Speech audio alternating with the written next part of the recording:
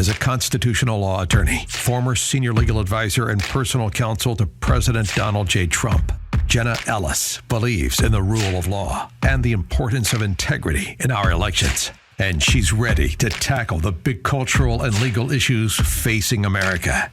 This is the Jenna Ellis Show. Here is your host, Jenna Ellis.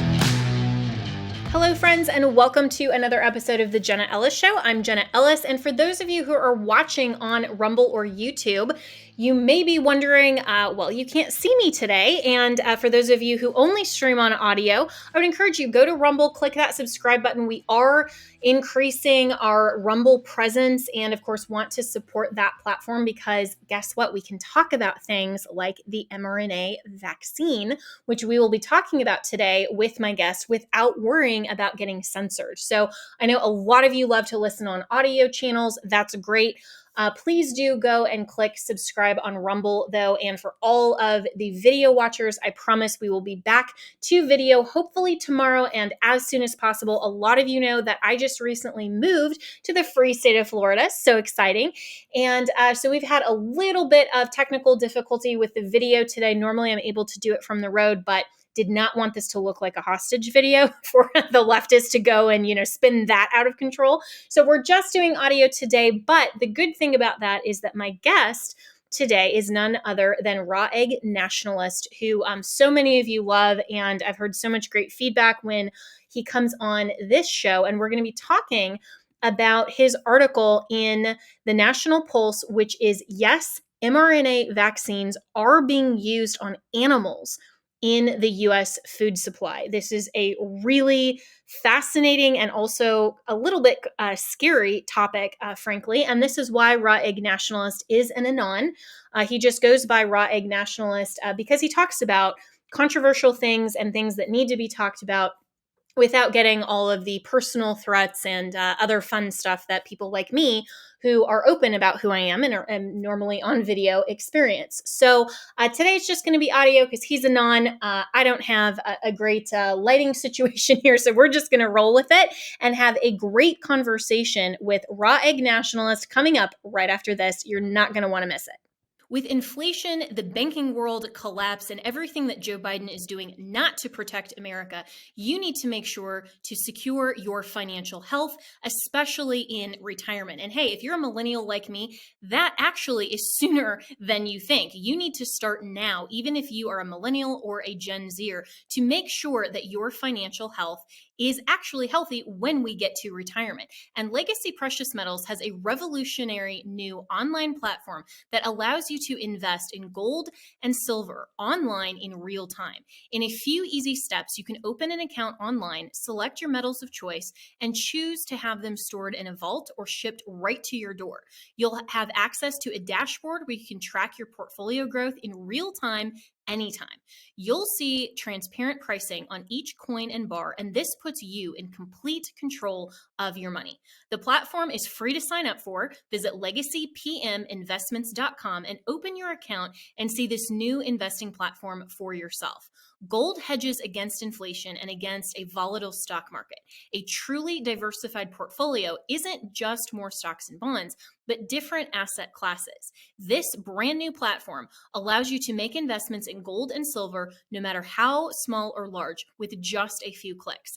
Visit legacypm.com to get started. You can download the free investor's guide, and you can also call Legacy PM Investments to talk to a portfolio expert to get expert answers to your to customize your personal portfolio. So visit legacypminvestments.com to get started. Tell them that Jenna sent you. So joining me now is my good friend, the Raw Egg Nationalist, and the title of his piece in the National Pulse, which I would encourage you to read and share on all of your social media platforms, on all of your group texts, your threads and your chains, is titled, "Yes, mRNA Vaccines Are Being Used on Animals in the U.S. Food Supply." So Raw Egg, thanks so much for joining me again for this really important conversation. And, I have so many questions, but off the top of this, they're already, these mRNA vaccines are already being used on animals in the U.S. food supply. That's really scary. Yes, it's extremely worrying, Jenna. It's people had been speculating about this for a while off the back of the mRNA vaccines that have been developed for the coronavirus, and there just wasn't any clarity about it at all. People were saying, "Oh yes, no, they are using them," then others were saying, "No, they're not." Anyway, Dr. Joseph Merkler did some digging, and he discovered that pig breeders, pig producers, pork producers have been using an mRNA vaccine since 2018 on their herds of swine, and nobody knew about it. So people have actually been eating pork that has been produced from pigs that have been vaccinated with mRNA vaccines for at least 5 years in the US. So it's a big worry because nobody had a clue. Yeah, and we don't know what the harm is. And so what is he saying, or what is your research revealed that is the purpose for these pigs and the pork that are being vaccinated? I mean, is the vaccine supposedly to help the health of the pig, or is it more intentional that then it will be the pork will then be vaccinated and then ultimately for human consumption? Well, I think fundamentally at the moment what this is just a new technology that can make these pharmaceutical companies more money. It's a new technology. It's patented technology, and they're using it to produce new proprietary vaccines. So the vaccine that's being used is made by Merck, and it's called Sequivity. And what it actually is it's basically it's not so much a vaccine as a platform. So they've managed to get approval for this new method of making vaccines, where actually they can, using genetic profiling, they can produce a new vaccine within a period of 6 to 8 weeks, based on an identified genetic sequence from any pathogen you might care to put forward. So it's new technology, and it has the potential to make these companies a lot of money. And it would be interesting to know how much money Merck has made already from these mRNA vaccines. But other mRNA vaccines are being developed for livestock at the moment, for cattle and for poultry as well. But as far as we know, then they aren't in use at the moment. But then, if we're talking about vaccinating the population, the human population as well, then although it doesn't look like these vaccines are intended to do that, then there's absolutely no doubt that so-called edible vaccines are on the horizon. It's a technology that's actually been discussed for at least 10 years and has been in development for that long. We know, for instance, that the Chinese have recently developed a form of edible vaccine, where basically you genetically engineer cows, and then their milk is basically an mRNA vaccine. So whether the two things will get rolled into one and will end up being fed meat that actually is also a vaccine is unclear. But given how crazy events of the last 3 years have been, then I wouldn't put I wouldn't put anything past them.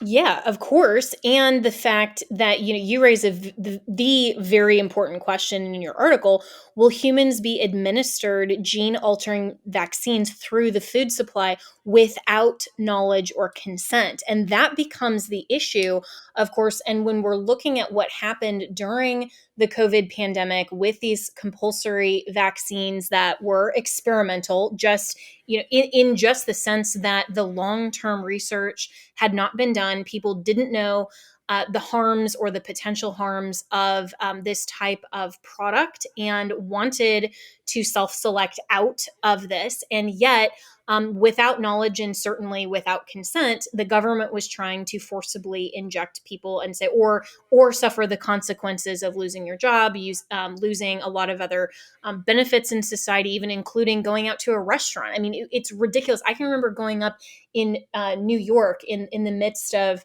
COVID. This would have probably been in 2021, the first time that I went up there after the pandemic, and being told, show your papers or not. And I'm just thinking, I'm an American. There's no way I'm going to say, yeah, here's my medical history to just get in and order a drink. I mean, that's ridiculous.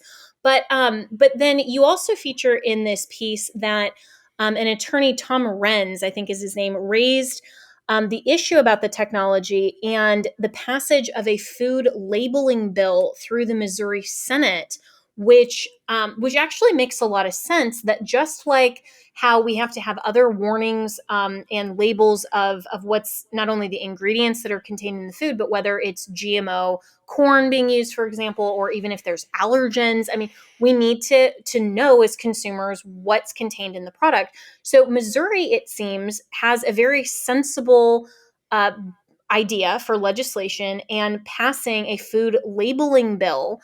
But you highlight that it's receiving ferocious feedback from big agriculture and political representatives. I mean, this just seems like common sense transparency. Why the pushback? Yes, it does, doesn't it? You'd think that that producers would be all for it, but the thing is that actually they couldn't. It's like a silver stake to the heart of a vampire. Transparency in the food, in the realm of food production. They really do not want consumers to know what is going into their food, and that's we have to ask why. Why? What is it that they're planning on putting in the food, or what is it that they're already putting in the food? These are unavoidable questions. Um, it's an innocuous bill, and it's just being absolutely hammered by corporate players and their representatives. And I mean, it seems like more or less the best way for people, or for states to go if they want to push back against the introduction of this kind of technology without people's consent. But if other states decide to emulate Missouri, then they need to be prepared for pushback, because clearly these big corporate producers do not want consumers to know what's going in their food. Which is just shameful, and it's an absurd lack of transparency. And and then there's just the common sense questions as well. What happens if you consume too many products or too much of one product that has this so-called edible vaccine? Because, like, I'm thinking, of the vitamins that you can buy on the shelf. You don't eat the entire jar of vitamins. I mean, you can overdose on that, and not necessarily to ultimately your death, but but that could happen in some instances if you OD even on over the counter stuff, or just have too much of this so-called edible vaccine. I mean, so is anybody really contemplating, what are the safety parameters here? As far as I know, Jenna, no, and that's what's really quite shocking. So people have already been consuming this meat from pigs that have been vaccinated with mRNA vaccines for 5 years. So, but as far as I know, none of these companies have done any testing on the safety of food from animals that have been vaccinated in that manner. Um, it's a huge worry, but there just isn't the data. There seem to be no breaks on this process. It's just, and we know, for instance, with the mRNA vaccines from COVID, that the greater the number of doses, the greater your risk of adverse side effects. It's cumulative.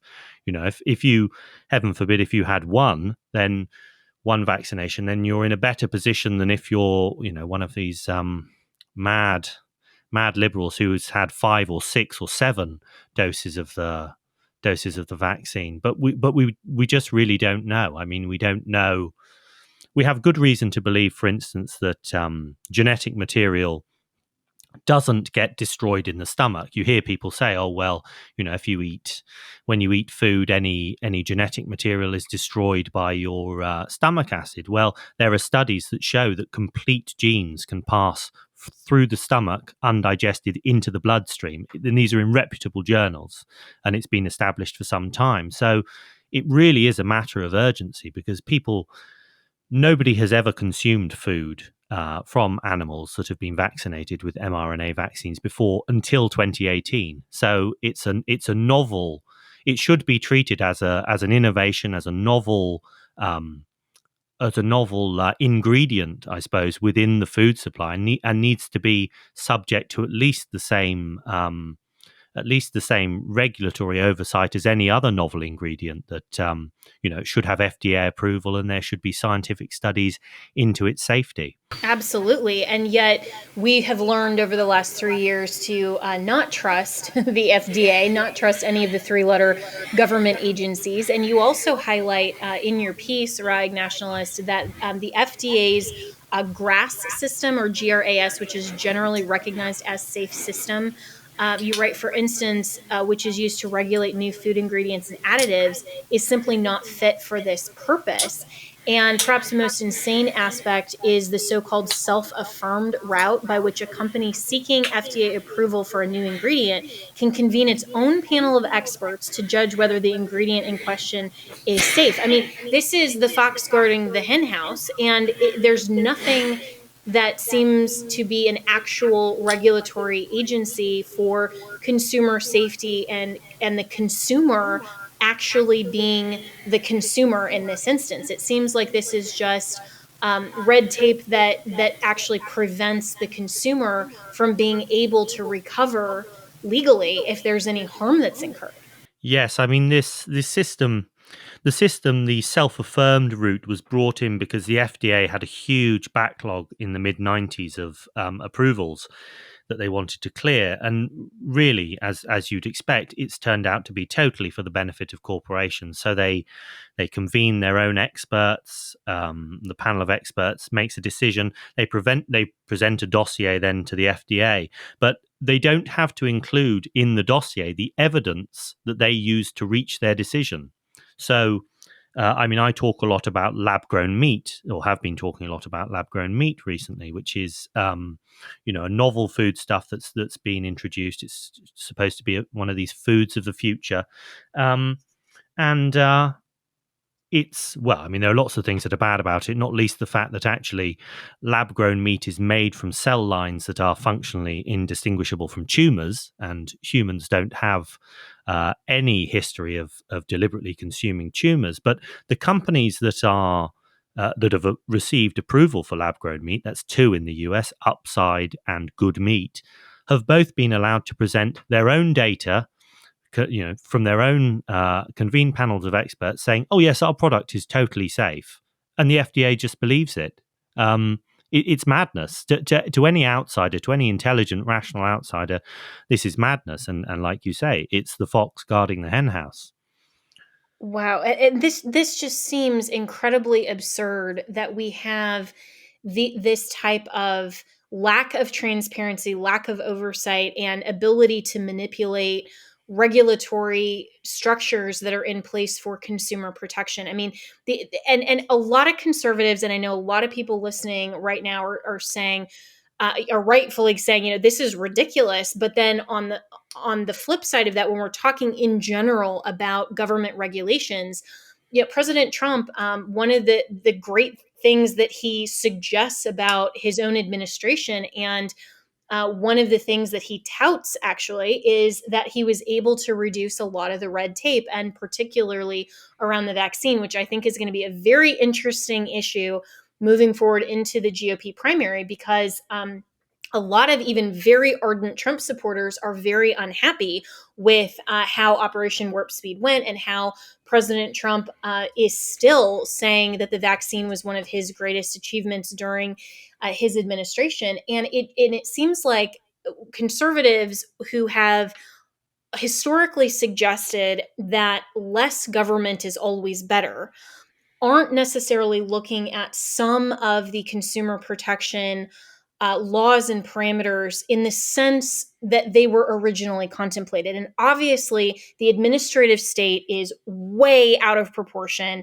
I agree with Justice Gorsuch's line of thought on jurisprudence on this particular issue, but we can't roll it back so much to say, well, every man for himself, and there's no laws or regulations that surround the requirement of some of these growers and some of these companies and some of these pig farmers, for example, that have to put correct labeling on the ingredients and what they're feeding their animals or what they're injecting them with. I mean, this is just basic safety common sense.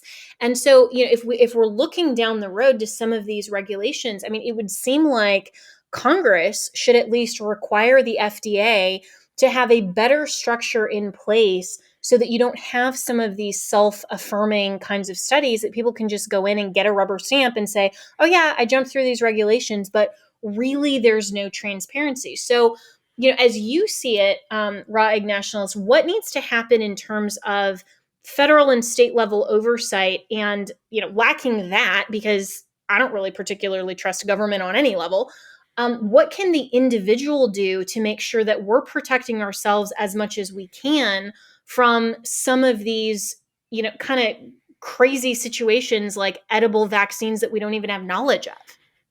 Well, I think, I mean, I totally agree with you. I think that if there's going to be red tape, it needs to be in the right places. And I think what you inevitably find is that areas that should be regulated less are over-regulated, and areas that should be regulated more are under-regulated. It's very, very interesting. I'm a fan of the work of Joel Salatin, the regenerative farmer. He's been on Joe Rogan a couple of times. He wrote a very good book called "Everything I Want to Do Is Illegal," and which was based on an essay that he wrote, but then it became a collection of essays. He's a small farmer, and all of the kind of common sense things that he wants to do are illegal. He can't slaughter his own chickens. He can't sell raw milk. He can't build a sawmill, etc. So, it's very, very clear that the regulatory system favors corporations massively if we're talking about agriculture or many other aspects of American social and economic life. So there absolutely needs to be some kind of independent, rigorous process that can't be manipulated by corporations in their favor. So many novel ingredients have been allowed into the American food supply that actually have caused a lot of harm. I mean, if you're interested, look into the history of aspartame, the sweetener. Look at how aspartame was licensed for use. Donald Rumsfeld was involved, and he got a very, very large payment. He was simultaneously CEO of the company that owned aspartame, and also part of President Reagan's transition team. And he got to appoint the head of the FDA, who made the deciding vote in favor of licensing aspartame as safe for use, despite the fact that a number of scientists had said that it could cause brain cancer.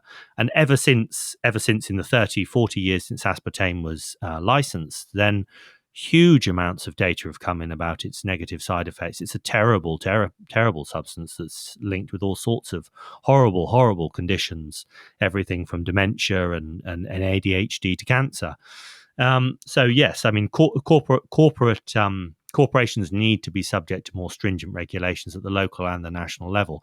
But at the moment, since they're not, what you're going to have to do, I think, if you want to eat pork, is find a trusted local supplier, find a local farm or a local supplier, and make sure that they can guarantee to you that they haven't used these mRNA vaccines. I think that's the only way, and that will probably be the only way as well when they get introduced for poultry and for cattle as well. I mean, I've already seen on some farmers' websites, on some ranchers, cattle, beef producers' websites, that they've said we absolutely will not, under any circumstances, use these vaccines if they are introduced for cattle. So you need to be proactive. If you like eating pork, find a good local supplier and make sure that they can give you their word of honor that they are not using these vaccines.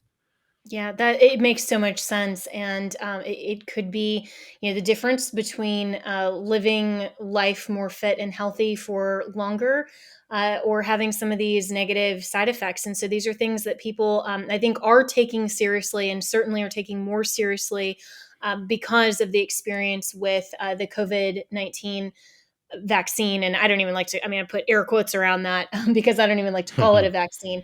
But I think, Raeg, that example that you cite with aspartame is one that is perfect for this conversation, because that shows how government agencies can be manipulated by people who have special interests and other ties on the outside in terms of corporations. And what Tucker Carlson had even highlighted a number of times, and you've been on his show on these topics as well, is that a lot of there's kind of a revolving door when you have the current people who are in decision-making positions in government that should be the regulators, that should be the overseers, and then they end up knowing that they are either promised a job or they're going to be looking for one as soon as an administration ends or their role ends, or they want it to end in a couple of years, and then go to a really cushy, very high-paid job in the industry that will end up lobbying the government that they just came from. So there's not really an independent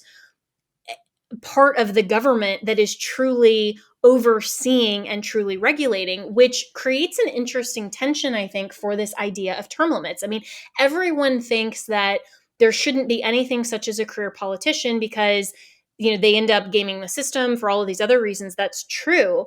But if you impose term limits, then you almost don't have anyone who goes into government for the sake of genuinely governing. And so it becomes this very difficult tension that what is the solution? Well, I think that's, a larger conversation for another day, but just something for people to think about. These are the types of things that I want government to actually do, which is what they should be promising to the American people, to do their job of transparency, oversight, actual regulations. I think you said it brilliantly, to put the red tape in the places where it should be and not have too much regulation in areas that they shouldn't. But in terms of going out and finding a local farmer, being able to procure some of these things for ourselves that we know or have a promise of that is actually organic and doesn't have some of these other issues. One of the questions that I had around this was, well, what if you cook adequately pork, or once these types of edible vaccines go into maybe cows or chickens? Does the cooking process negate some of these problems that we've seen in other instances, like, for example, pregnant women who, or if they're breastfeeding, their newborns, and we've seen some of those instances where there's still part of the mRNA in the breast milk that then is transferred to the baby. That's obviously not cooked in a traditional sense, and so. Does that help at all negate any of these negative potential harmful aspects?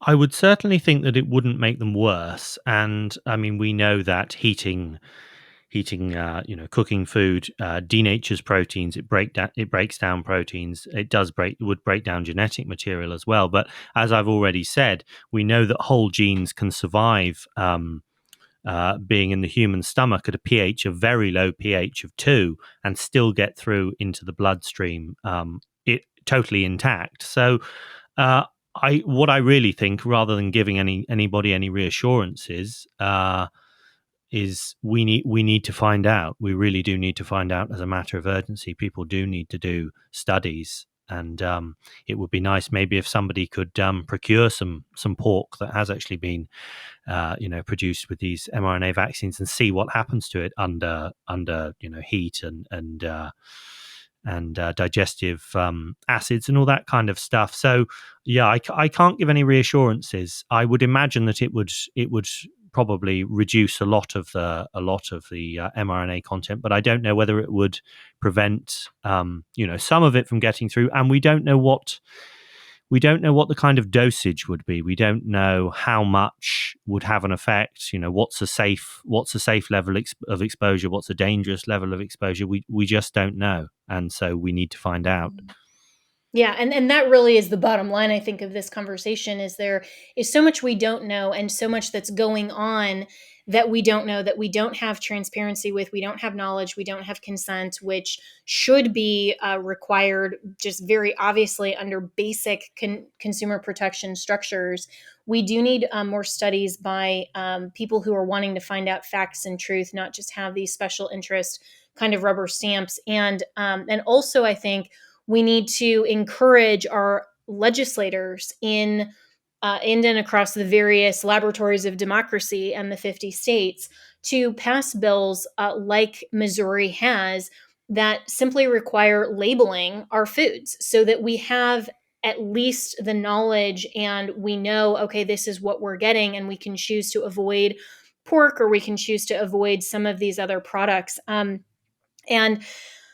And so, what would you encourage as well for people who are listening to this, and there may even be legislators that are listening to this, to expect in terms of a similar pushback like Missouri experienced just in the last few minutes that I have with you in this conversation? Yeah, I think that you can expect all manner of pushback, every kind of pushback you can imagine. So whether that be financial threats. I mean, I think it's getting pretty dirty in Missouri. I don't know the exact details. Actually, I haven't followed up with Tom Renz about it. But if you're interested in what is happening in Missouri, if you want an account of what's happening that's very close to the ground, then I would recommend checking out Tom Renz. He's on Twitter. He has a Substack page where he's doing essays and commenting on this stuff. He's been on InfoWars as well and on some other talk shows. But yes, I mean, don't expect the corporations to play fair. Corporations never play fair, and obviously, clearly, they have a huge interest in this for whatever reason. Maybe just because they don't want transparency in the food chain, full stop. I mean, we kind of know that already, but there could be more to it, or there might not. But yes, they're not going to fight fair, and they will fight tooth and claw to prevent the American people from knowing what's in their food. Yeah. Well, and remember, everyone, these corporations do not have your best interests at heart. They have either their bottom line, which we would assume in a capitalist structure, and some of these, if you're, Bud Light and Maybelline and some of these other companies, they may have their diversity index score as their highest valuation. But, whatever their contemplation is, it is certainly not you and your health. So you have to make sure that you are taking these steps to have knowledge, awareness, and most importantly, consent to what you consume, what your children consume, and what's going on with all of these things. And I would encourage everyone listening to this, call your state legislators, share this article, and ask them and say, why do we not have legislation in place right now that requires anyone who is putting a for human consumption product in the U.S. food supply marketplace to have these types of appropriate labels? I mean, that's just basic consumer protection. That should be a basic thing that our government does for our protection. So again, the article is in the National Pulse. It is titled, "Yes, mRNA Vaccines Are Being Used on Animals in the U.S. Food Supply." And this is by Egg Nationalist. You can find him on Twitter as well. I would highly suggest following him because there's all kinds of interesting content and things that I guarantee you're not going to hear anywhere else that you need to hear. So this is at the National Pulse, our good friend Raheem Kassam that runs that outlet. Great outlet. So Egg Nationalist, thanks so much for joining me. I really appreciate your time as always. It was a pleasure, Jenna. Thank you. Thank you.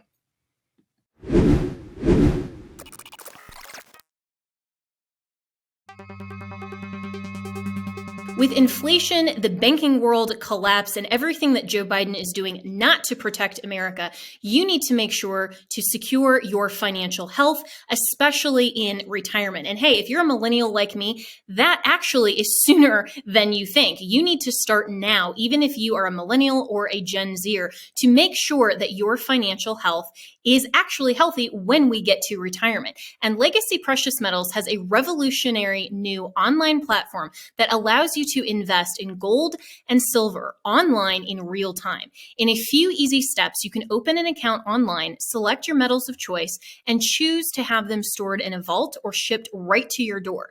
You'll have access to a dashboard where you can track your portfolio growth in real time anytime.